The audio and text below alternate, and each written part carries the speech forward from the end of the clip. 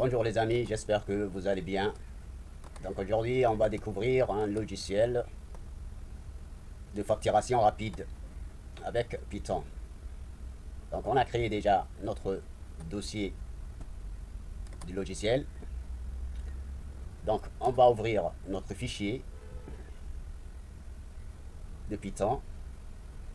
Donc voilà notre code de facturation en Python. On va l'ouvrir pour voir l'utilité de ce logiciel.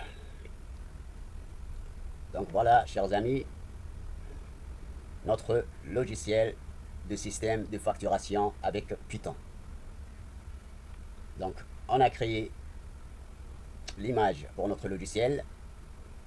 On a créé aussi les titres. Ici aussi nous avons créé le menu des prix, les prix des éléments. Ici c'est les quantités recommandées par les clients. Après ça, ici vous voyez c'est la facture totale. Ou bien la somme totale des quantités recommandées par les clients.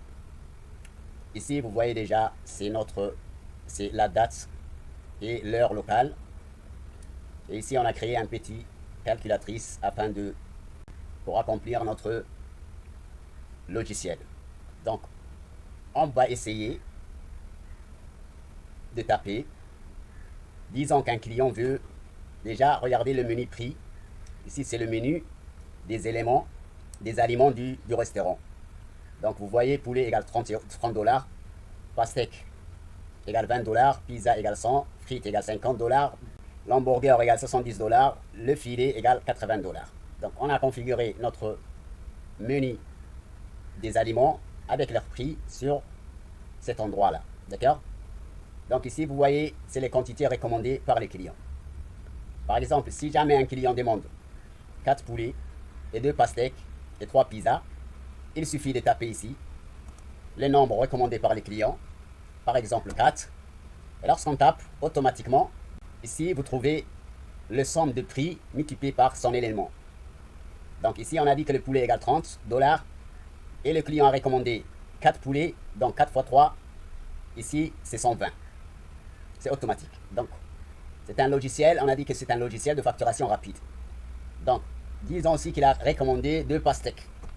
Vous voyez, il en a ajouté le prix des 2 pastèques qui est 2 fois 20, qui est 40. Donc 120 plus 40, c'est 160. C'est très rapide.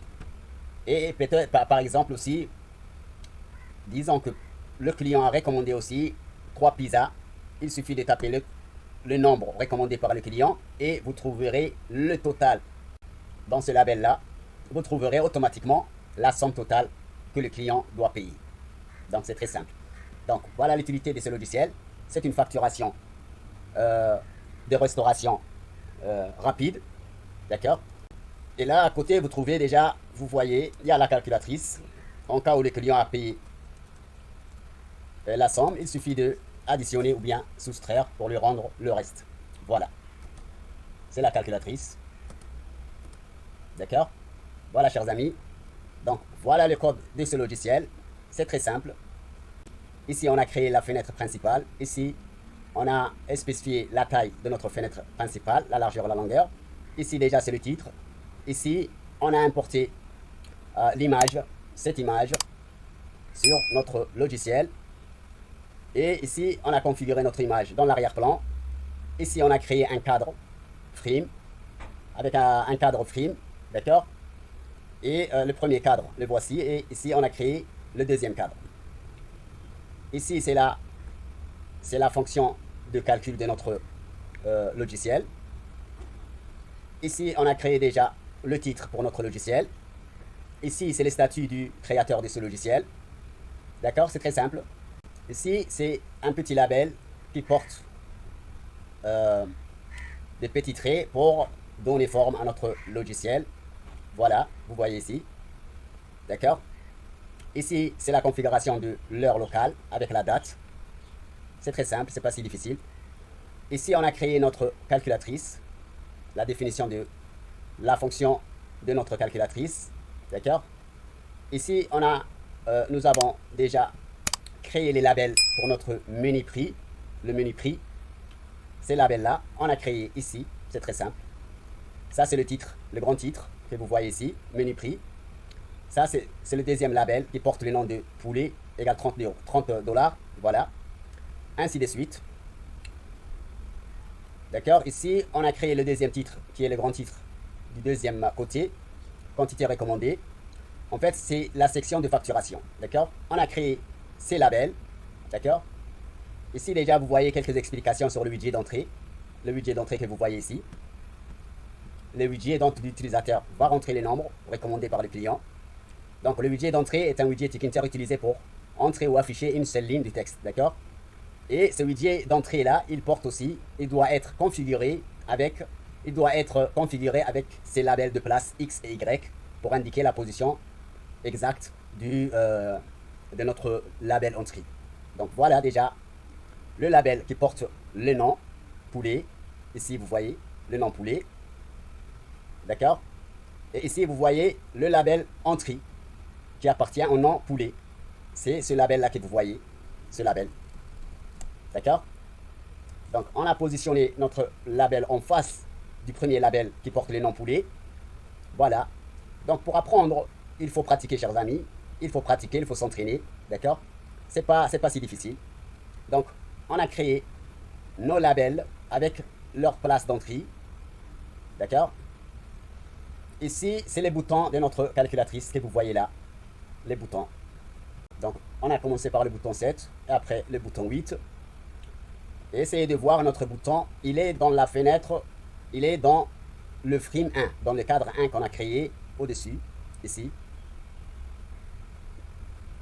Ici, vous voyez, on a donné un variable F1 à notre frame qui se trouve dans notre fenêtre principale Windows. D'accord. Donc, on a mis notre calculatrice et les autres labels dans notre cadre F1. Voilà, c'est très simple à comprendre. Donc ici, c'est les boutons calculatrice. On a configuré les boutons. D'accord. Ici, c'est le bouton 4, 5, 6. C'est très simple. Donc voilà, on a terminé les boutons de notre calculatrice. Après ça, on a configuré le fonctionnement de ces boutons.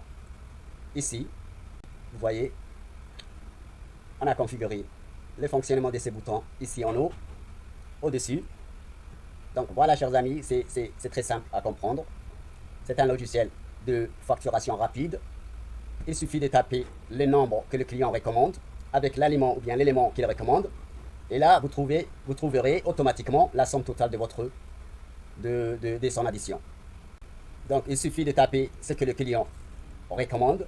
Et là, vous trouverez déjà la somme totale très rapidement. Voilà. Vous voyez. Donc voilà l'utilité de ce logiciel, chers amis. Vous pouvez copier aussi ce code-là et changer quelques trucs si vous voulez, bien sûr. Mais sachez que il faut pratiquer pour apprendre plus. Donc, essayez de lire et de comprendre. Si jamais vous n'arrivez pas à comprendre certaines choses, dites-le moi sur le commentaire. Mais sinon, vous pouvez vérifier ou bien chercher sur Google. L'essentiel, c'est de pratiquer pour apprendre, chers amis. Voilà l'utilité de ces logiciels. Merci d'avoir regardé ma vidéo. Et merci de liker, chers amis, et de partager. Et surtout de vous abonner. Et à bientôt.